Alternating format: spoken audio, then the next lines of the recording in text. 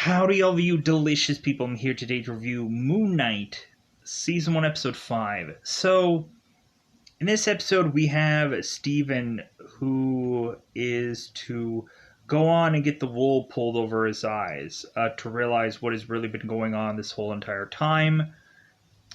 We have the origin story of Mark in this episode. Just a lot of really cool visual things going on here. A lot of, man, it's so if I was kind of wishy-washy about the other episodes, I'm kind of back on track to just be like, oh, okay, let's see how this ends. This episode was really good. I liked it.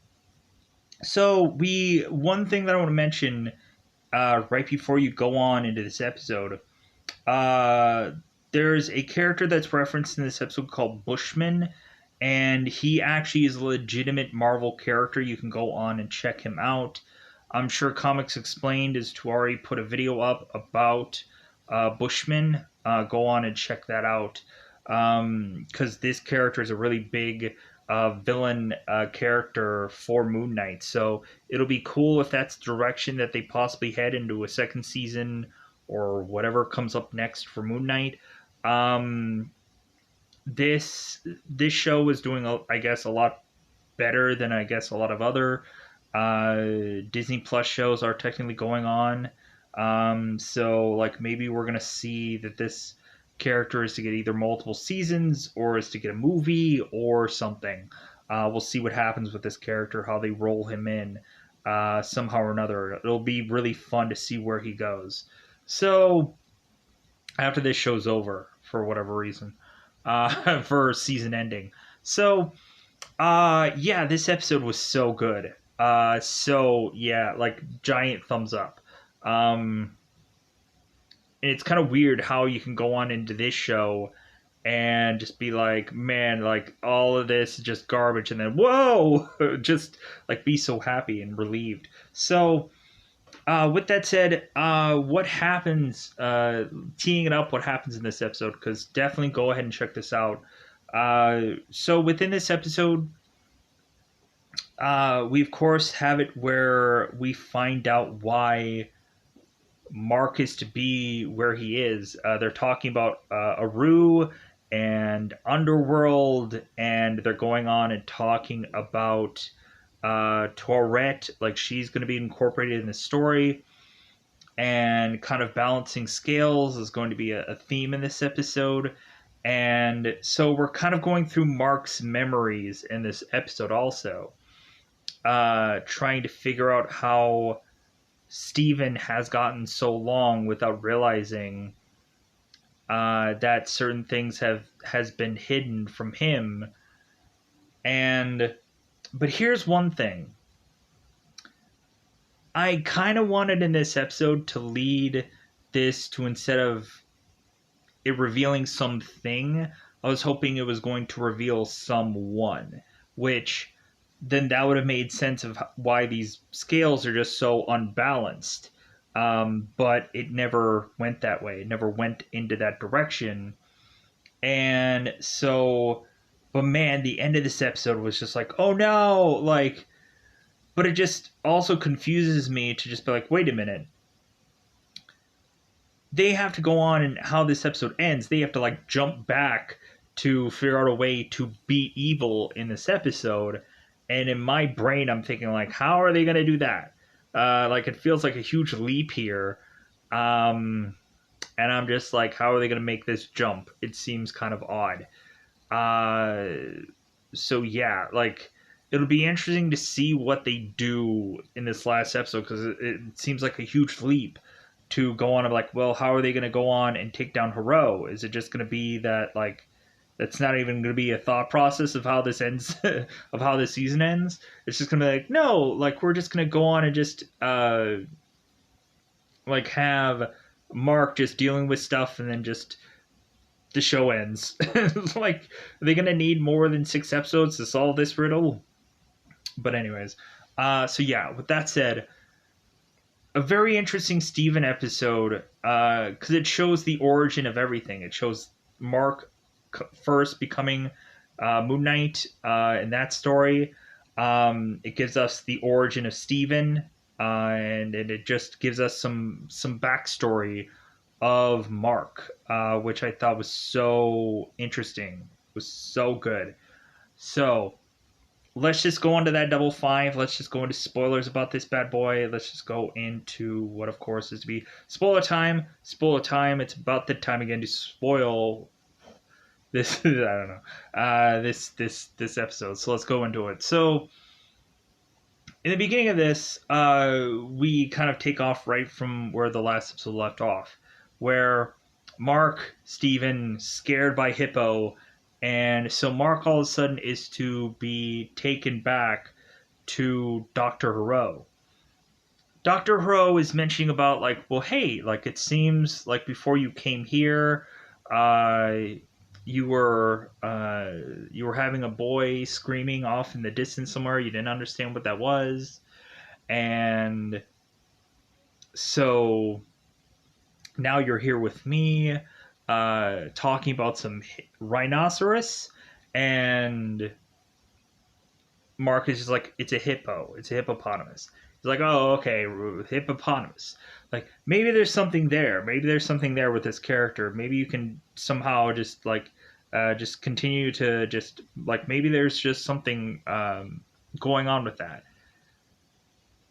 So Mark all of a sudden is to get frustrated with Dr. Hero, and he's like, whoa, like, so you're just trying to distract me. You're just trying to like, I'm going to get out of here. I'm going to figure it out. And he's like grabbing this item. Hero's grabbing his silent alarm. So these guards are running off to inject Mark with this thing to bring him back, to where both Steven and Mark are with this Tuaret. So we go on and we have Tuaret explain to these two characters that they are both dead. This is the afterlife. And so Mark is just like, no, like, I am just still, like, this is reality. I'm just crazy. Like, I don't buy this at all. Like, and, like, I'm just done with this. This is garbage. No. Mark is just going to go on, and he's just going to open up these double doors, and he's just going to go on. Because, like, Torad is, like, reading the scroll, because it's been a while since these two have gone on. Or it's been a while since Tourette has gone on and seen anybody here that she would have to explain any of this to. So Mark is just like, no, I'm just going to open these doors, and there's just going to be crazy people there, and it's going to be fun times in noodle salad. So we go on, and so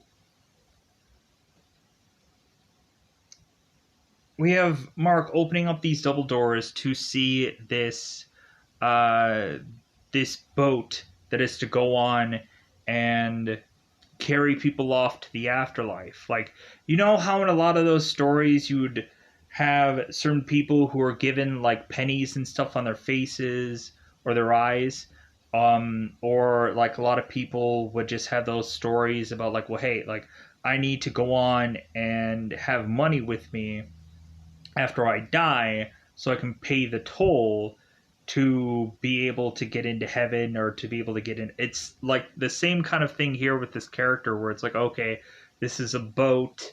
And so I had also watched this show called American Gods, where they kind of do the same thing in one of the episodes in that season, where someone is to go on and die, and someone is to basically take somebody's heart and rip it out and put it on some scale, and that's what they do here. So we go on in this story, and so Torred is to take the hearts from both Steven and both Mark and plop it onto the scale and put a feather against it, and it's trying to balance out, but it never does.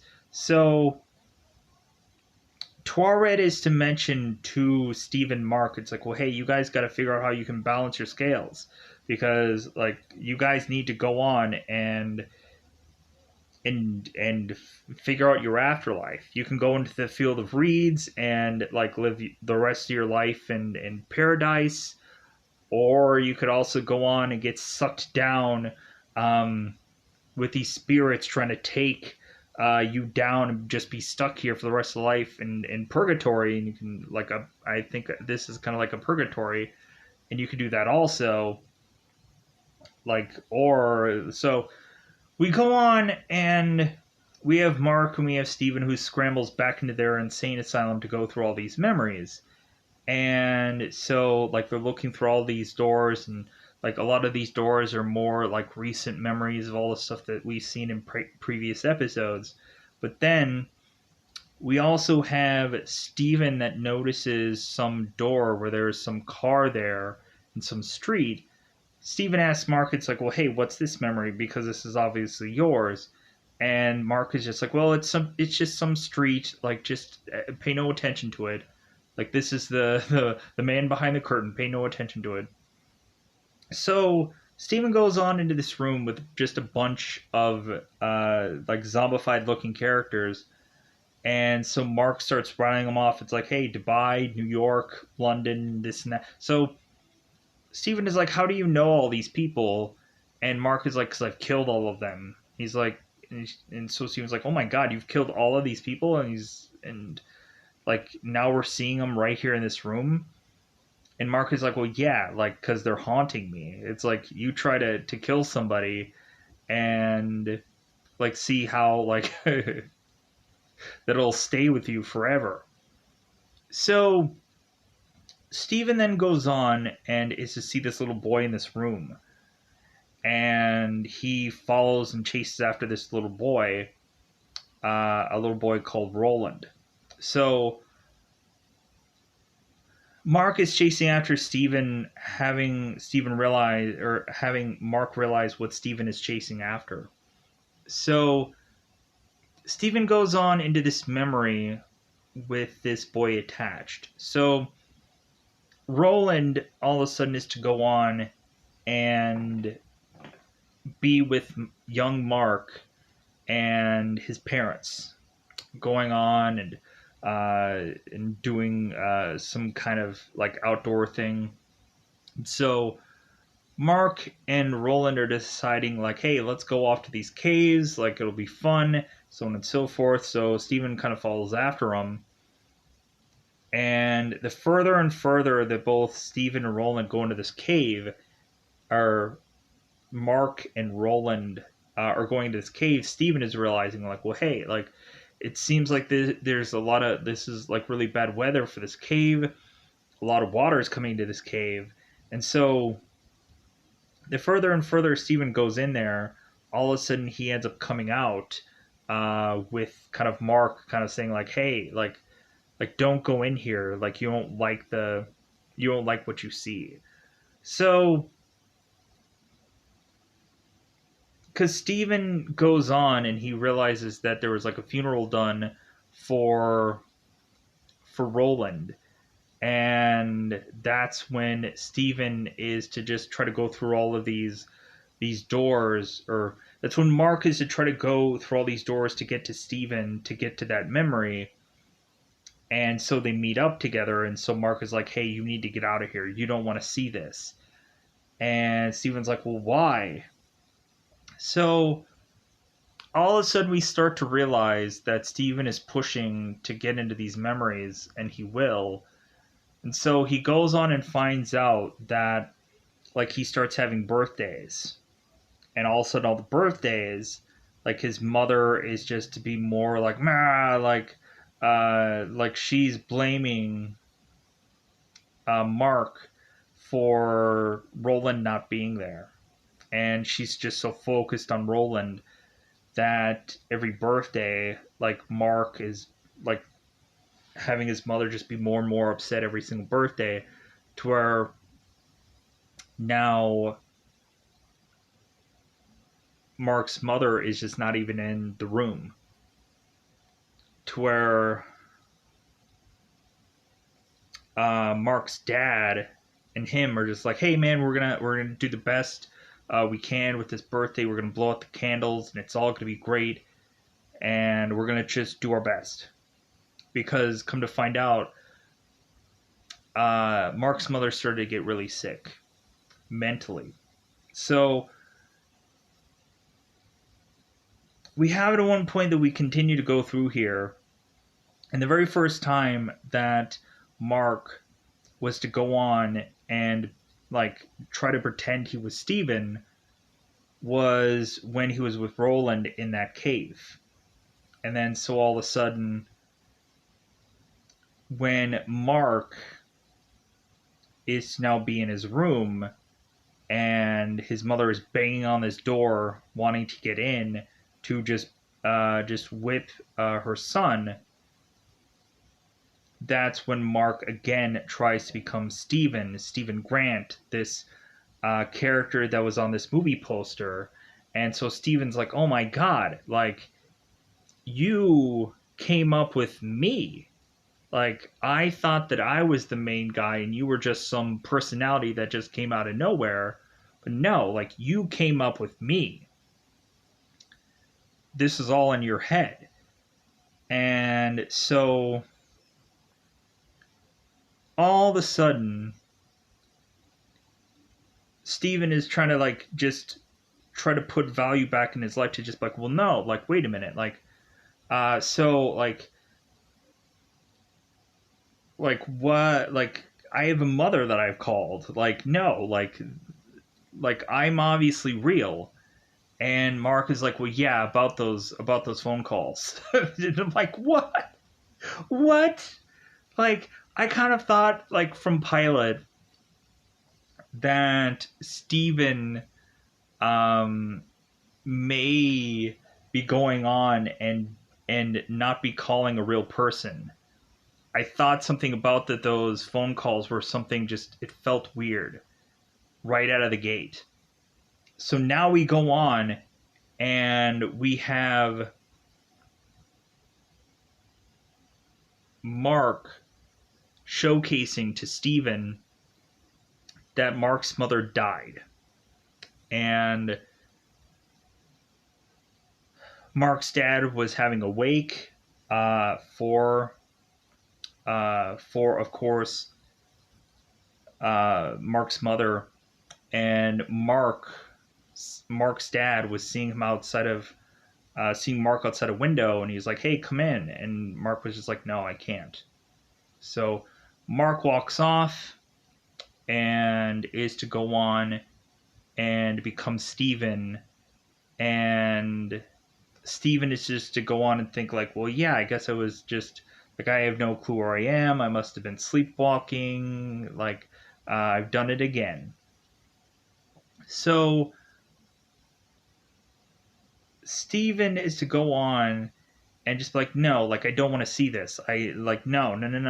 And so Steven is now with Dr. Hero, and Hero now has to tell Steven the truth. So Steven is mentioning, it's like, well, yeah, all the times that I talked to my mother. And so Dr. Hero was like, well, hey, like, no, I'm gonna help you. Like, I'm gonna help you, Steven. I'm gonna help you understand. So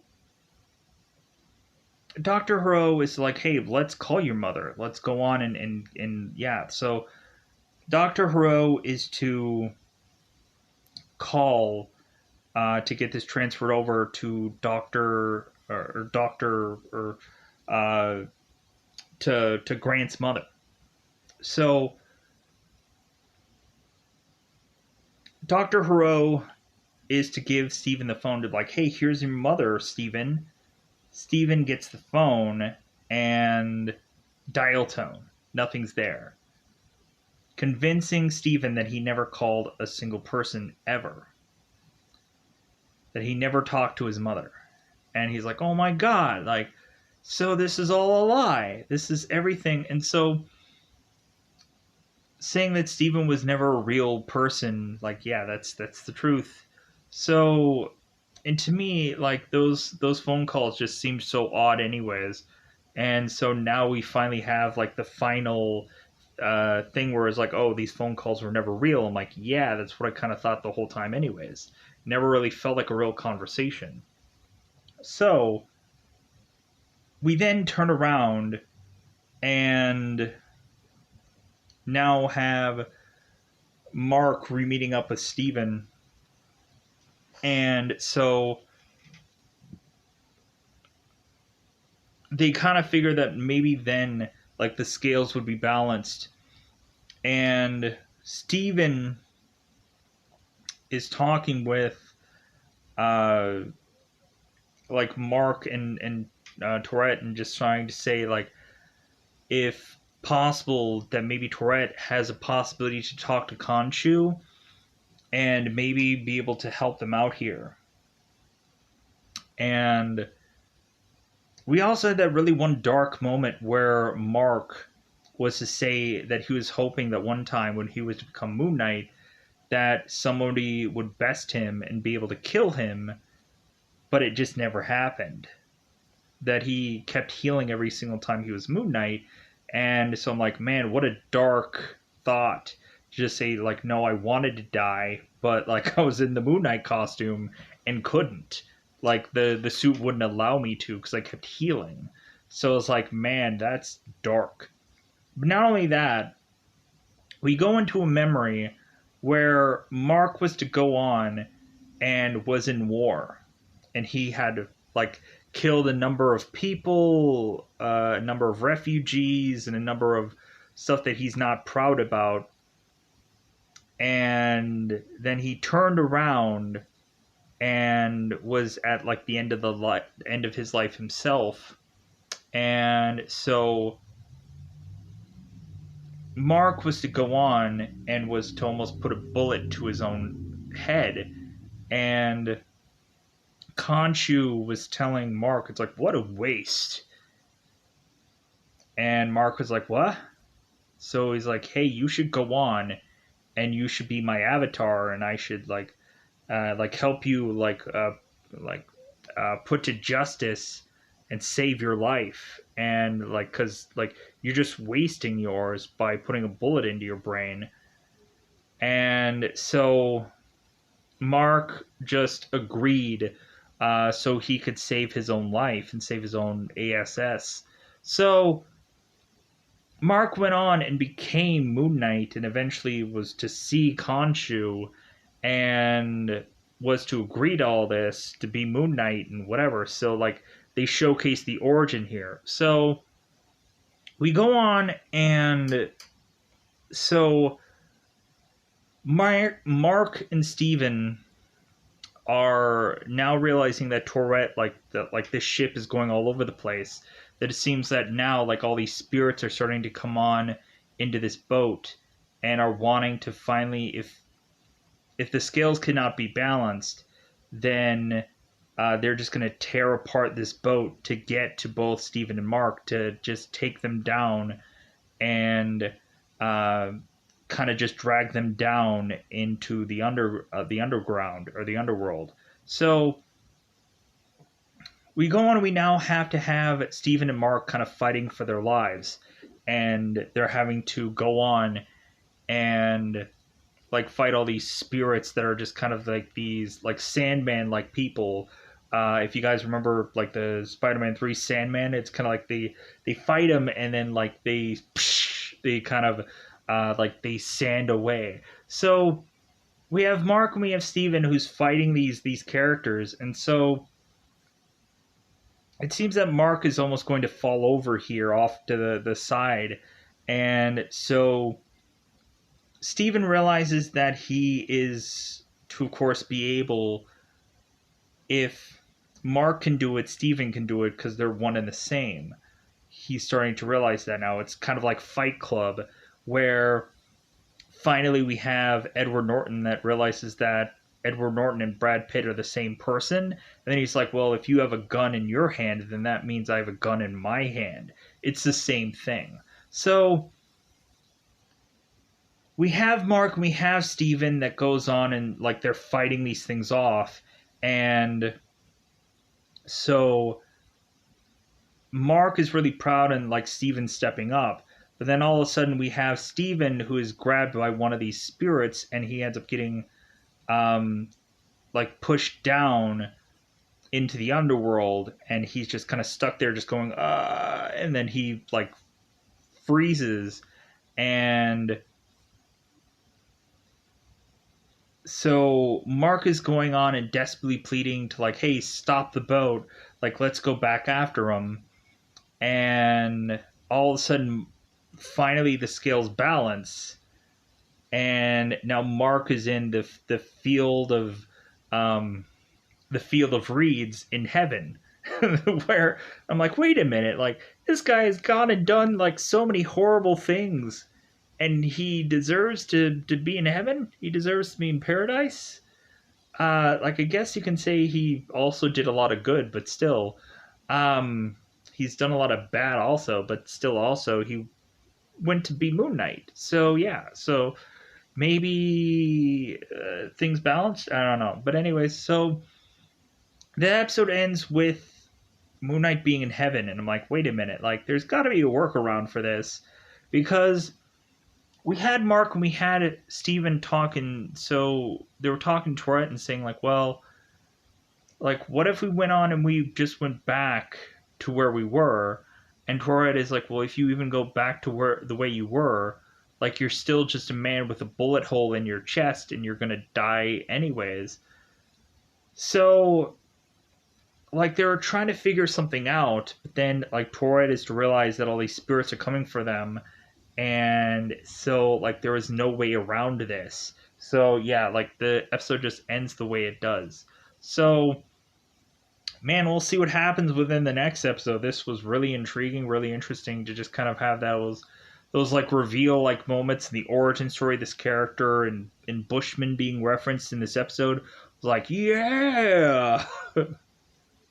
To possibly give us some exciting things in store via the next episode. So with that said, I'm going to get out of here. Way quicker episode than I thought it was going to be, because I thought I was going to have to explain a lot of stuff, like Aru and the underground and all that kind of stuff. If there's probably something that I forgot about, let me know in the comments below, because I'm sure there probably was. Yeah, so let me know in the comments below. I'm going to get out of here. Bye, everybody. Bye, everybody.